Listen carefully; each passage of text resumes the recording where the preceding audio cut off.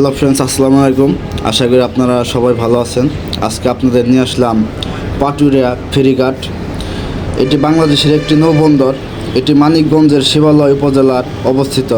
90 দশক আগ পর্যন্ত উত্তর দক্ষিণ এবং পশ্চিমাঞ্চলের লক্ষাধিক মানুষের রাজধানী সহ দেশের বিভিন্ন প্রান্তের সাথে একমাত্র যোগাযোগ মাধ্যম ছিল আরিচা ঘাট। আরিচা ঘাটের পরে ওখানে নদীর গভীরতা বেশি হওয়ায় বা তীরমুখী নদীর মুখ হওয়ায় পাশাপাশি এখানে আপনার রাজবাড়ী দৌলতিয়া ঘাটে দূরত্ব কম হওয়ায় এই ঘাটটি নির্মাণ করা হয়। ভারত পাকিস্তান বিভাগের আগেই যমুনা নদীর পারে মানিকগঞ্জের শিবালয় উপজেলার এই আরিচা ঘাট দেশের অন্যতম বড় নৌবন্দর ছিল।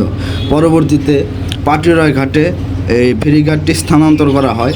আরিচা কলকাতা আসাম রুটের জাহাজ স্টিমার এই ঘাটে ফিরত। এখানে ছিল বড় বড় পাটের গোদাম এবং আরিচার গড়ে উঠেছিল জমজমাট ব্যবসা কেন্দ্র। 1964 সালে ঢাকা আরিচা সড়ক চালু হওয়ার পর আরিচা থেকে যমুনা পার হয়ে নগরবাড়ি এবং আরিচা থেকে যমুনা পদ্মা পার হয়ে দৌলতিয়া ঘাটের সঙ্গে চালু হয় ফেরি সার্ভিস। সেই সঙ্গে আরিচা নগরবাড়ি হয়ে ওঠে উত্তরবঙ্গ এবং আরিচা দৌলতিয়া হয়ে ওঠে দক্ষিণ পশ্চিমবঙ্গের সড়ক যোগাযোগের অন্যতম প্রধান প্রবেশপথ। জানা যায় 1963 সালে 31 মার্চ কর্ণফুলী নামে একটি ফেরি সার্ভিস দিয়ে আরিচা দৌলতিয়া নৌঘাটের যাত্রা শুরু হয়। স্বাধীনতার পর আরিচা ঘাটে দেশের অন্যতম গুরুত্বপূর্ণ নৌ যোগাযোগ মাধ্যম হয়ে ওঠে এবং নৌবন্দরে স্বীকৃতি পায়।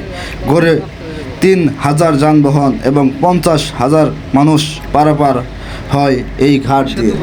আসসালামু আলাইকুম।